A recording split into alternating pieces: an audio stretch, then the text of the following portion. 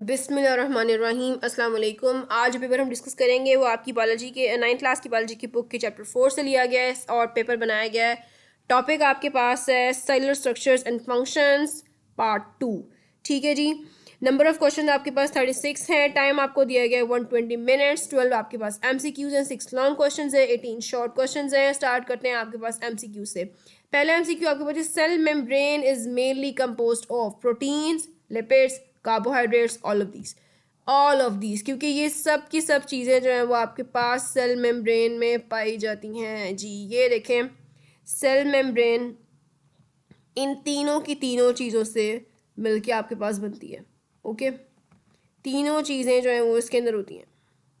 Carbohydrates भी होते हैं, लिपिड्स भी होते हैं और प्रोटीन्स भी होती हैं। ठीक है, ये cell membrane is mainly composed of protein, lipids with small quantities of carbohydrates. All of these आपका right option हो गया। The cell wall of prokaryote is made up of cellulose, lignin, peptidoglycan, chitin.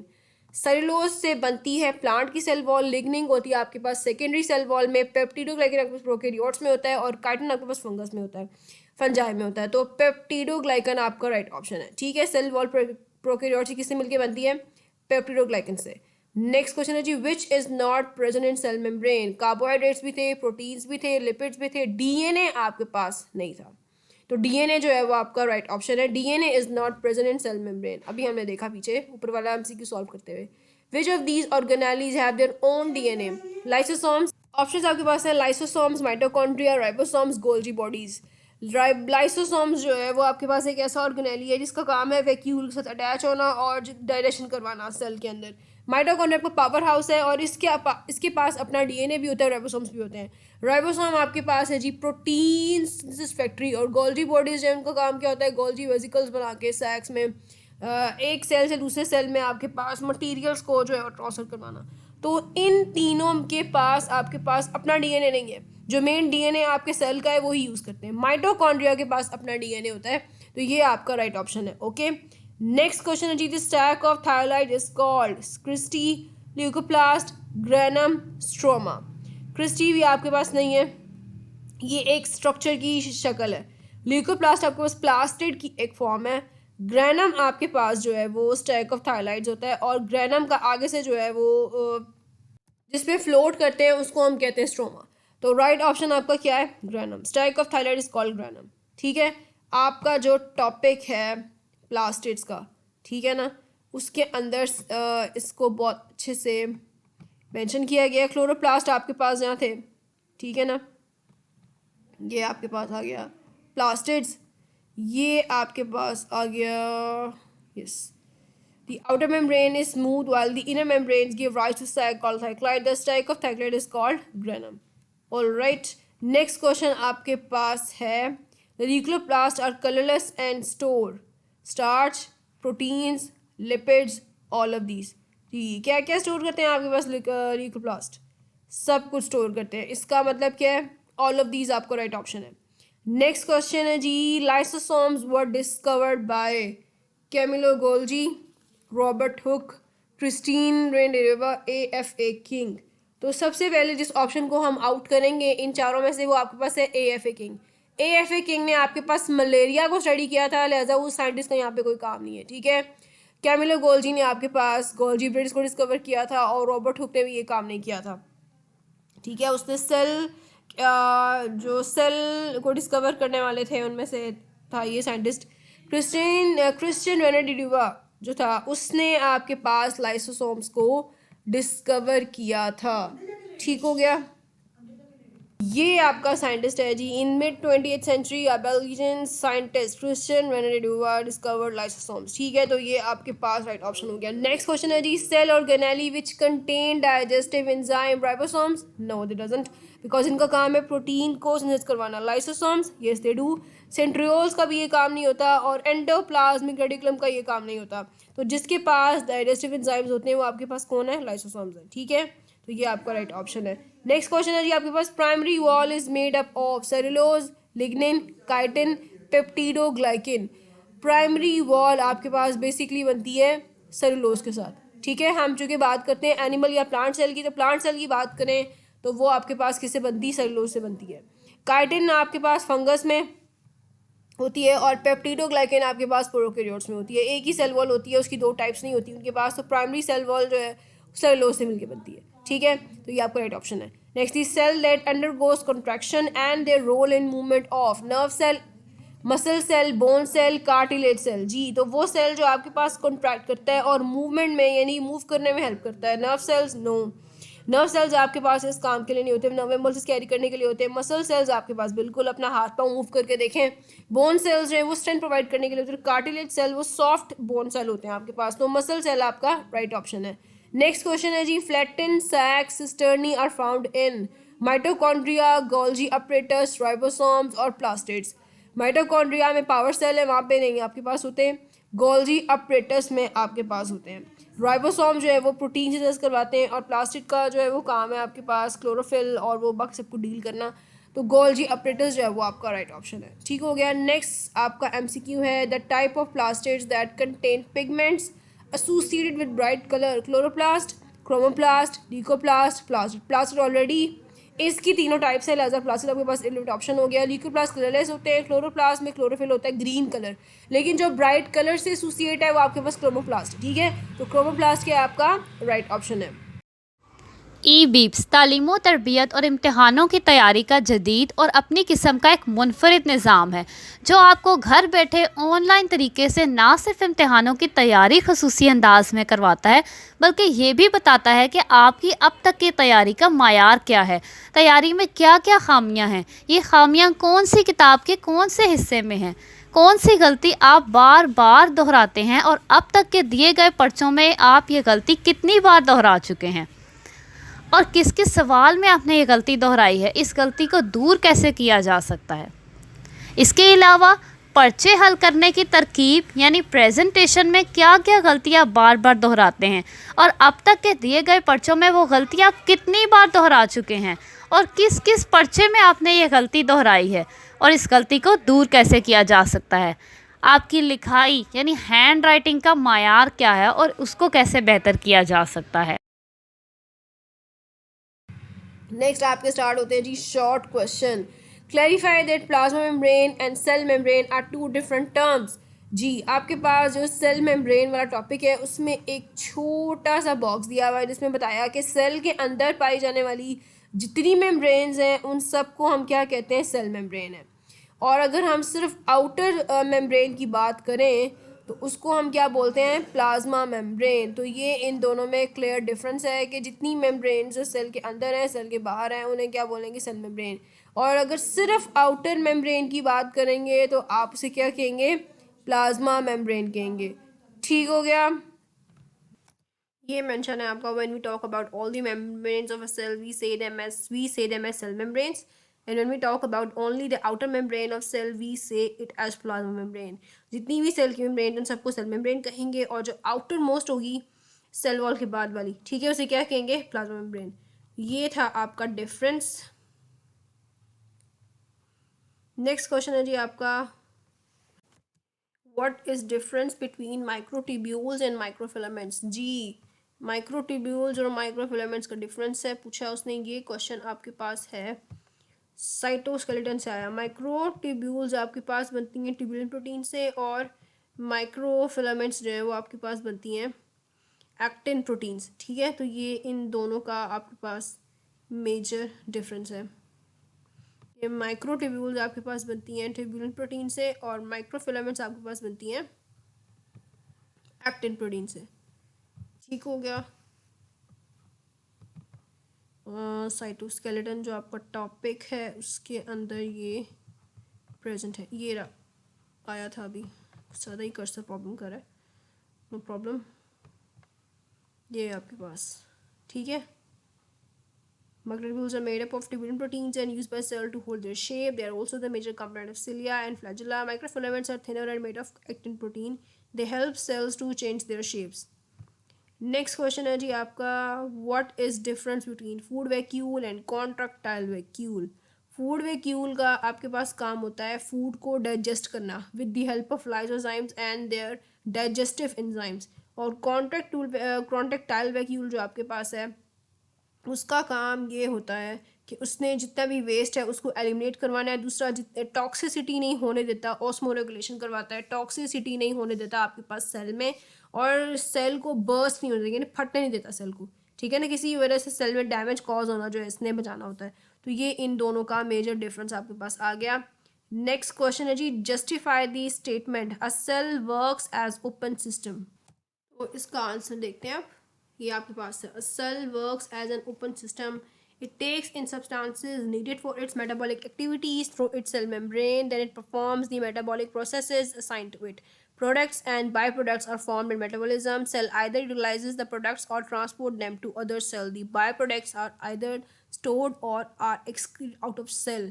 एक पूरा system आपका, जो एक छोटा सा टाइनी सा सेल है, बहुत सारे, एक छोटा सा सेल जो है वो आपका, वो हर तरह के उसके पास ऑर्गेनेलिज है, माइटोकॉन्ड्रिया आपके पास जिसमें ग्लाइकोलाइसिस हो रही है, आपके पास ग्लूकोज ब्रेकडाउन हो रही है, क्रेब्स साइकिल है, इलेक्ट्रॉन ट्रांसपोर्ट चेन है, इसी ऑर्गेनेली में आपके पास प्लास्टिड है जो कि फोटोसिंथेसिस करवाते हैं। तो ये एक सेल जो है आपके पास एक पूरा सिस्टम है जो आपकी पूरी बॉडी को ऑपरेट कर रहा है, ठीक है।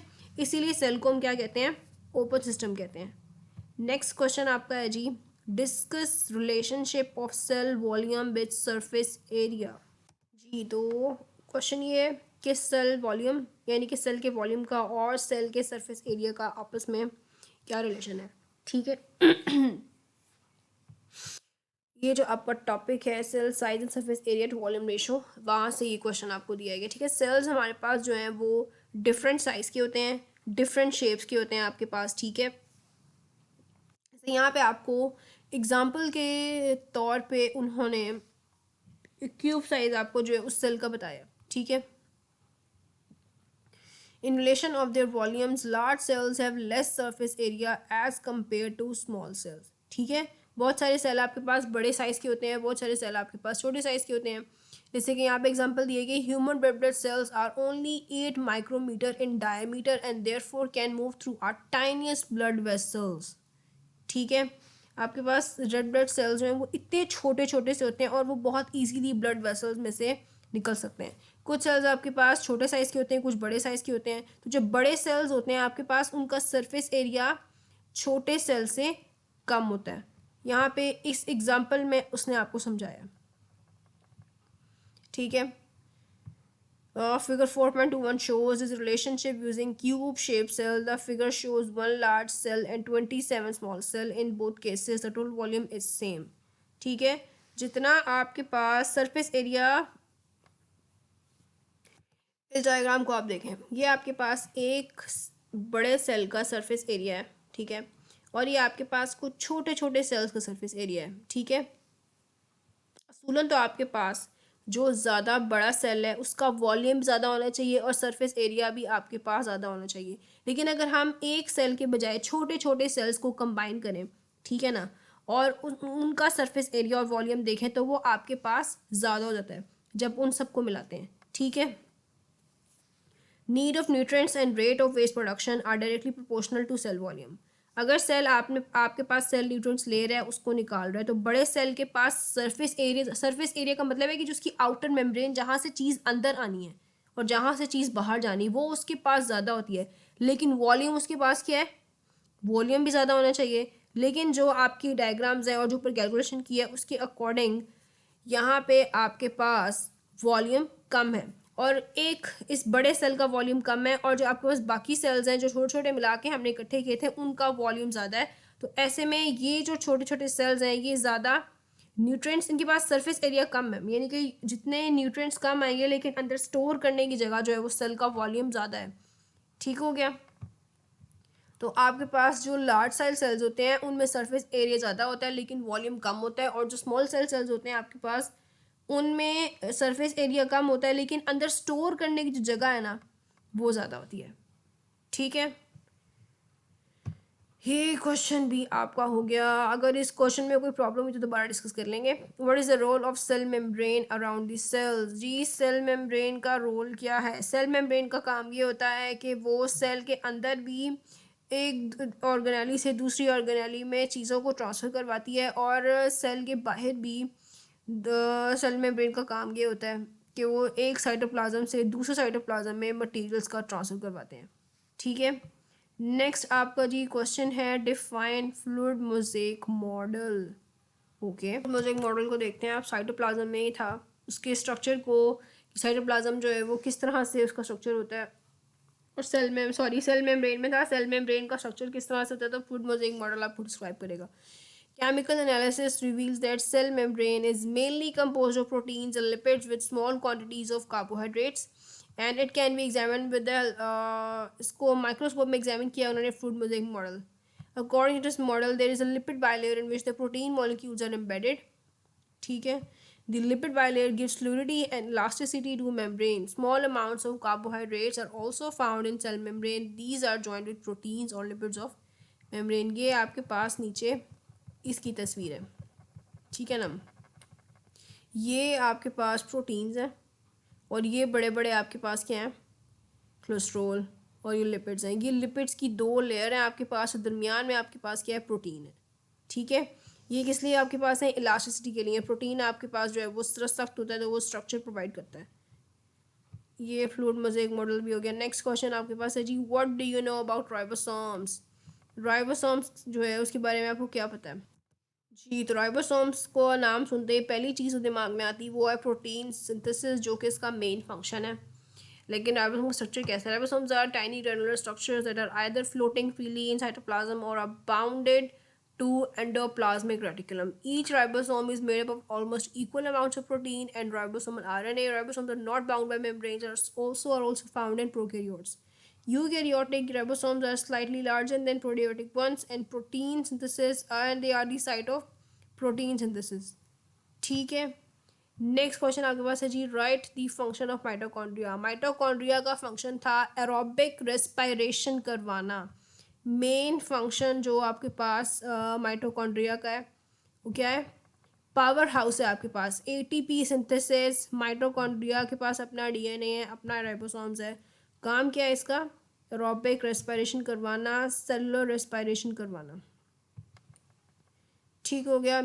और पावर हाउस जो है वो उसको कहते हैं माइटोकॉन्ड्रिया को हम, सेल का, क्योंकि आपके पास glycolysis, Krebs cycle, electron transport chain, जो कि एरोबिक रेस्पिरेशन के 3 फेजेस हैं सीक्वेंस वाइज, वो सब इसके अंदर हो रहे होते हैं।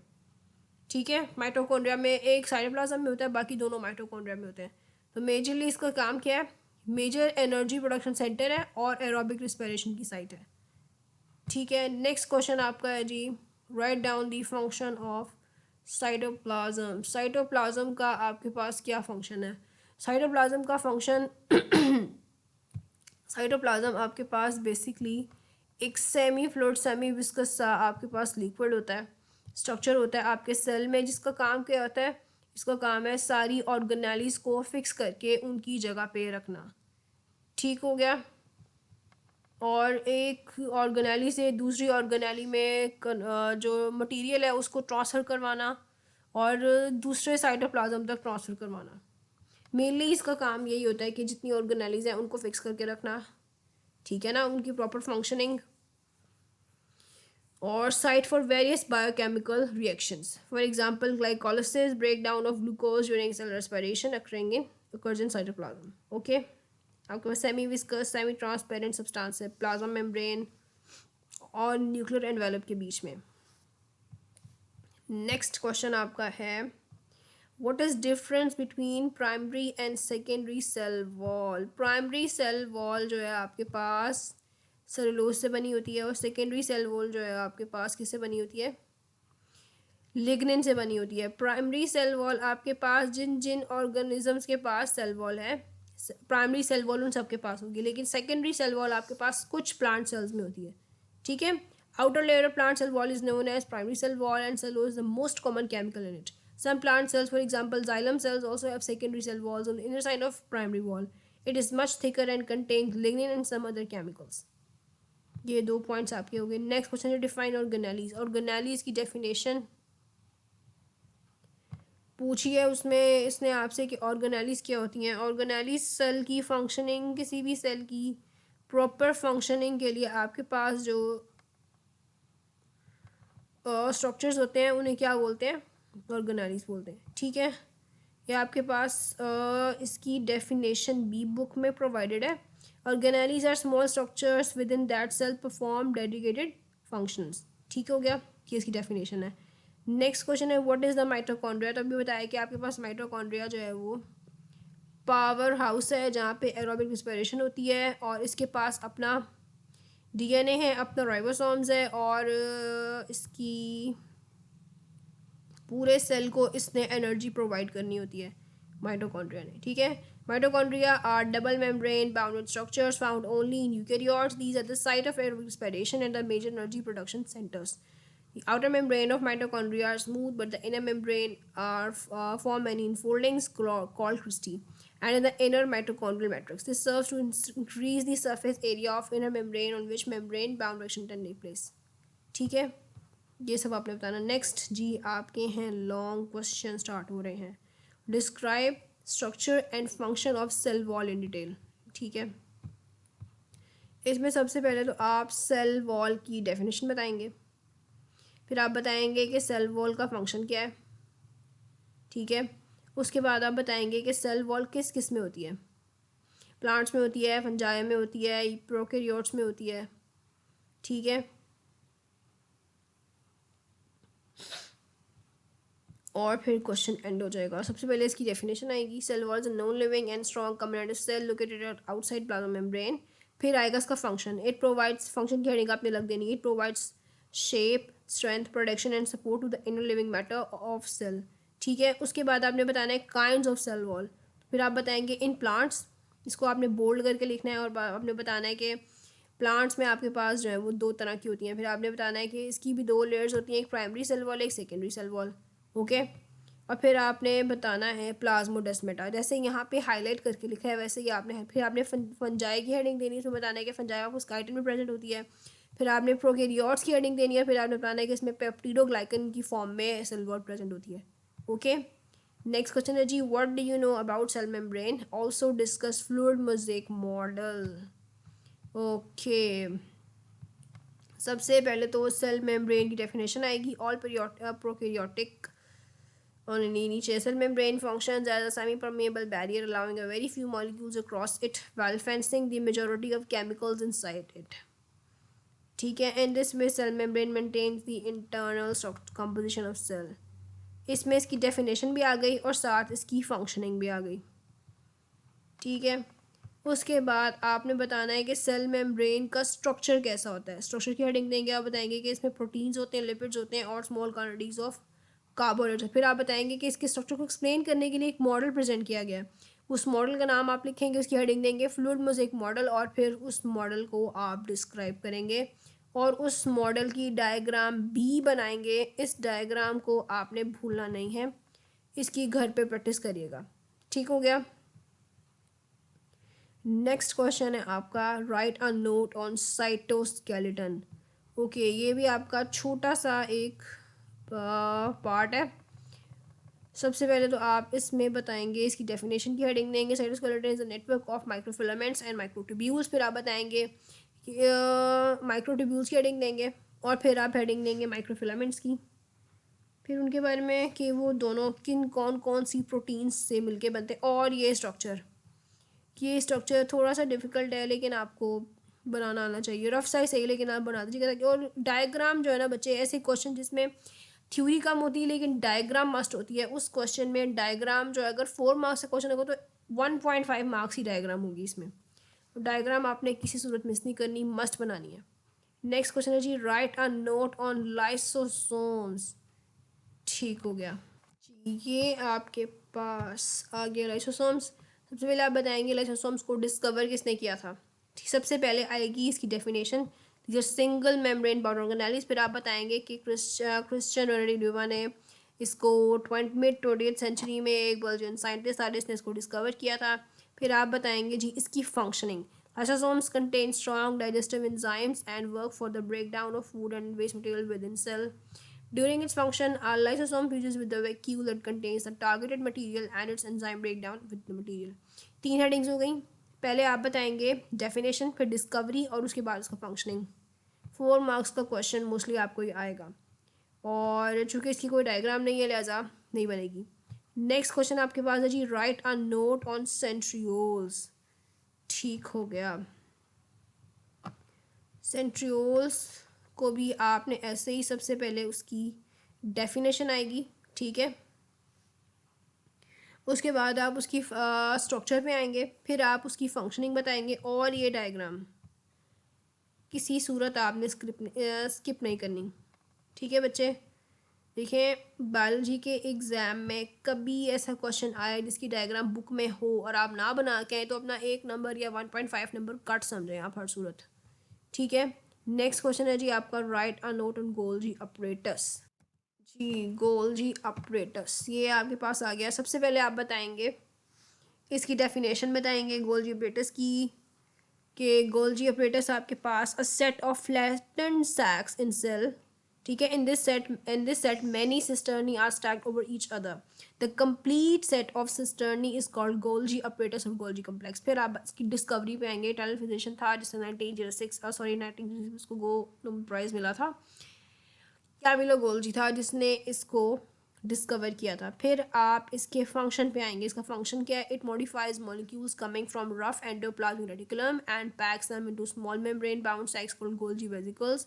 These sacs can be transported to various locations to cell or to its exterior in the form of secretion। ठीक हो गया, ये आपका क्वेश्चन कंप्लीट हो गया। और इसकी नीचे डायग्राम भी है।